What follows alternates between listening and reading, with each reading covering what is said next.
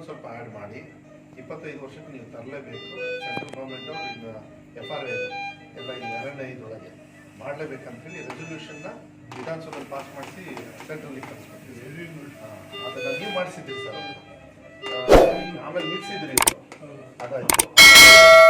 ಶರಾವತಿಗೆ ದೇವದತ್ ಕಾಮತ್ ಅಂತ advocate, supreme court advocate, ಅವ್ರನ್ನೂ nominate ಮಾಡಾಯಿತು. ಈಗ ಅವರು ಮಾಡ್ತಾ ಇದ್ದಾರೆ.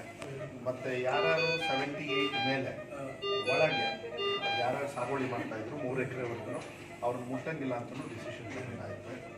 ಸೊ ಒಂದು ಹಂತಕ್ಕೆ ಸ್ವಲ್ಪ ಈಶ್ವರ್ ಖಂಡ್ರೆ ಕಂಡ್ರೆ ನಮಗೆಲ್ಲ ಸಿಟ್ಟಿರೋದು. ಪಾಪ ಅವ್ರು ಇಲ್ಲಿ ಬಂದು ಮಾತಾಡಿ ವಿಧಾನಸೌಧದಲ್ಲಿ ಕಮಿಟ್ಮೆಂಟ್ ಕೊಡಿ. ದಟ್ ಇಸ್ ಸರಿ ಐತೆ ಸರ್. ಮತ್ತೆ ತೊಂದರೆ ಕೊಡೋಲ್ಲ ಸರ್.